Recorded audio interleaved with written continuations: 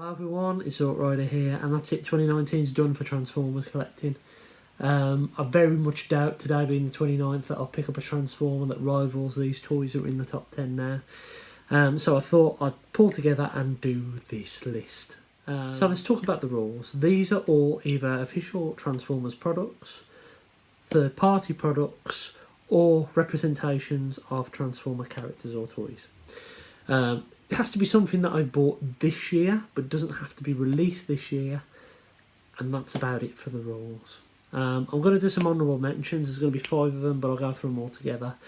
So let's dive straight into it. Here are my honourable mentions from 2019. So start off with a few honourable mentions.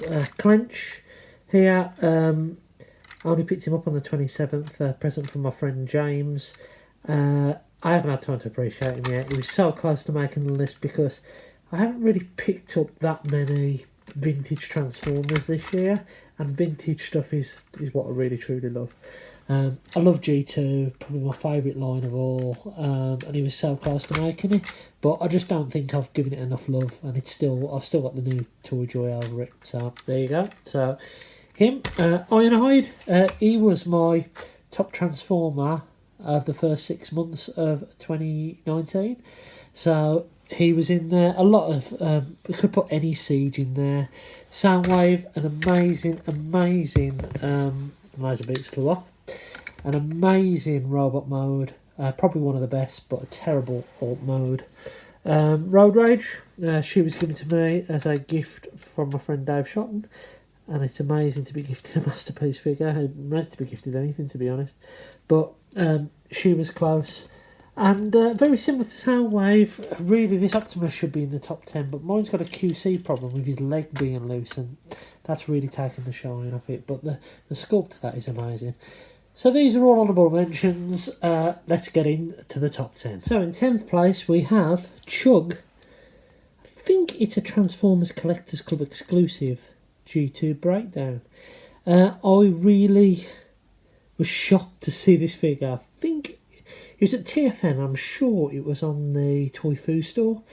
I paid £20 for him, and this figure basically made me realise that there's more to G2 figures than just the masterpiece representations of third-party ones, and of course the original G2.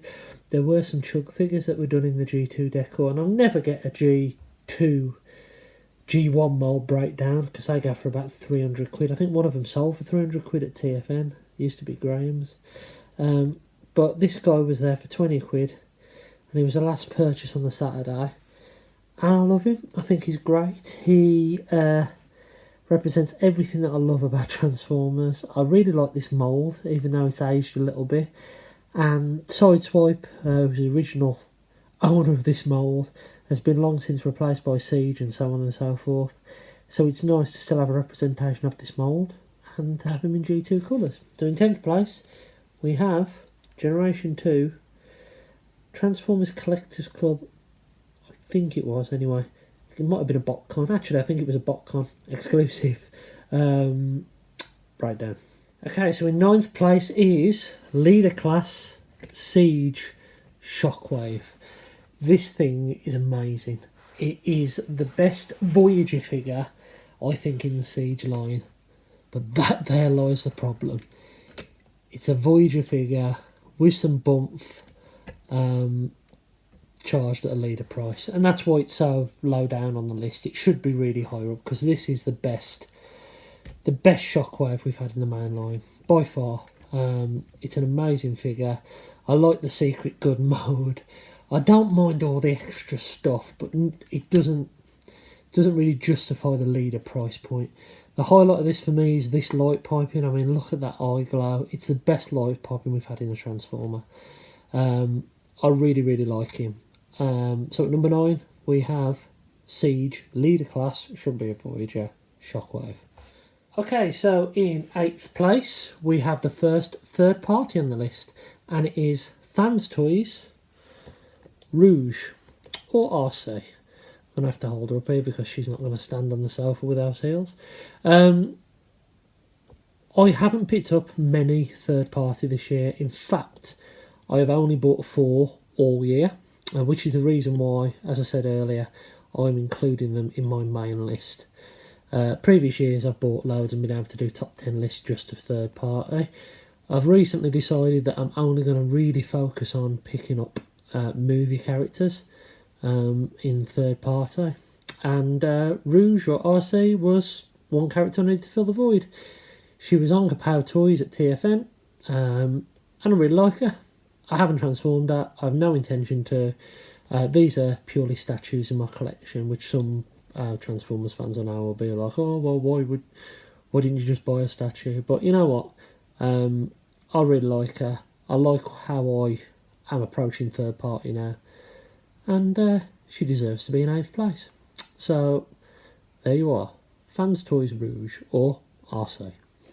Okay, so in 7th place is another Siege figure. It is, you can't really see him, Siege Jetfire. This figure is the first Commander class figure.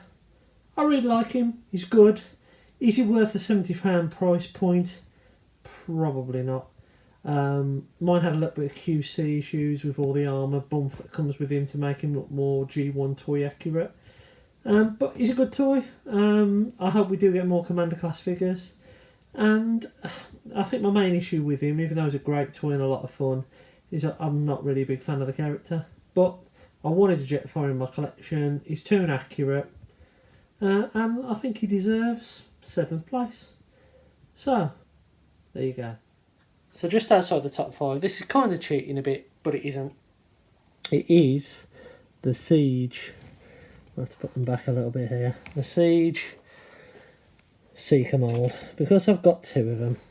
I have got Thundercracker and I have got Starscream. I only had Thundercracker for Christmas. I have done the head swap, so that head is Starscream's original head now on Thundercracker, and Starscream now has Thundercracker Smirk, which looks loads better, to be honest with you. So the Seeker mould is probably the best mainline Seeker mould we've had. Yes, it only transforms into the Tetrajets and not a main Earth style jet, but you know what, I think it is the best. Apart from this section popping off, I think the transformation's great, nice and simple, and you know what, it deserves to be in 6th place. And to be honest with you, what maybe stopped it getting higher, if I'm honest with you, is the fact that I want a Skywarp now, and I'm probably not going to get one because it is silly to do a character like that kind of exclusive for that much price point. But you know what, it's a great mould, and out of the 2 I've got, I probably do prefer the colour on Thundercracker. I think it just works so much better on him.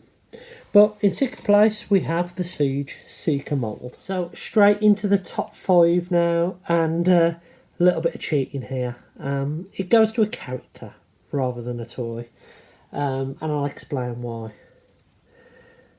We picked up Reflector earlier on in the year, whether you got the toy accurate one or 3 of the mainline guys. It was amazing to get a mainline Refractor or Reflector, whatever you want to call him, because really we haven't had one since G1, and the G1 toy is not something I was ever expecting to pick up because it was a mail order and all so on and so forth, until I went to the NEC Toy Fair and I found this European reissue of Reflector.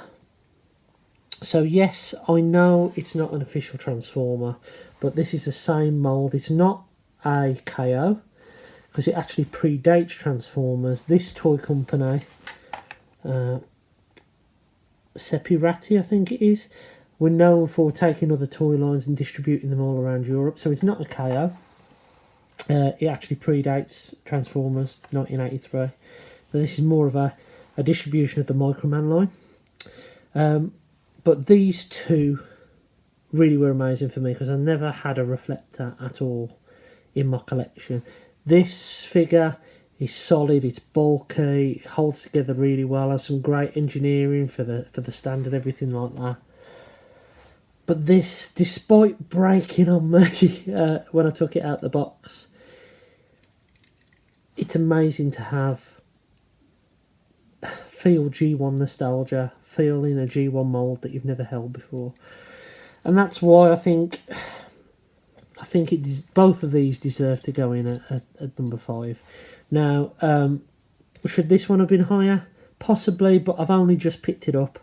I haven't played with it as much as I have this Reflector and some other things on this list, so I made the decision, you know what, let's do it jointly. So in 5th place, we have a joint position of Siege Reflector and Generation 1 mould Reflector.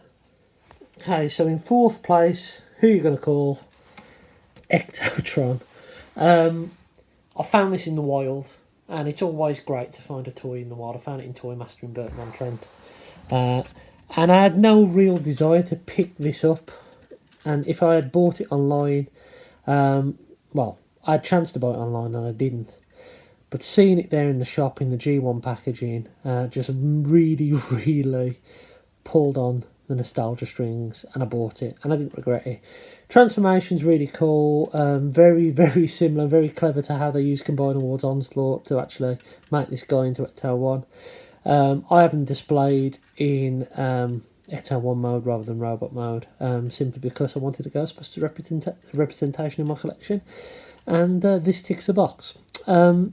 It's a cool figure. If you haven't got one, I suggest picking one up. It's something a little bit different, and I really hope we get more of these crossovers. I know there's a Terminator Transformers crossover comic coming on, and this was based on a comic, so who knows, we might have a transforming T800 Optimus Prime at some point, you never know.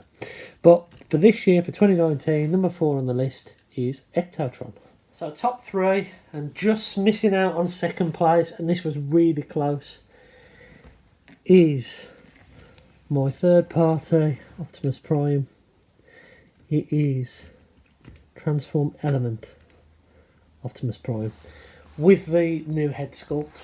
I bought the Magic Square Optimus Prime, and it was just too similar to MP10 for me. So I sold it and I picked up this guy, and I really, really don't regret it. I would love an MP44, but I'm not going to spend 350 quid on it. I did want a more cartoon accurate Optimus Prime for my collection. I've kept my MP10. He's in truck mode, and this guy stands next to him in robot mode, and it really works. Scales well with MP36 Megatron, and he's a lovely, lovely toy. And for the price I paid for him, which was about 60 quid, you can't really complain. So in 3rd place we have Transform Element. Is it Freedom of the Lot? Oh, I forget what it's called. Anyway, it's Transform Element Optimus Prime. In 2nd place we have Siege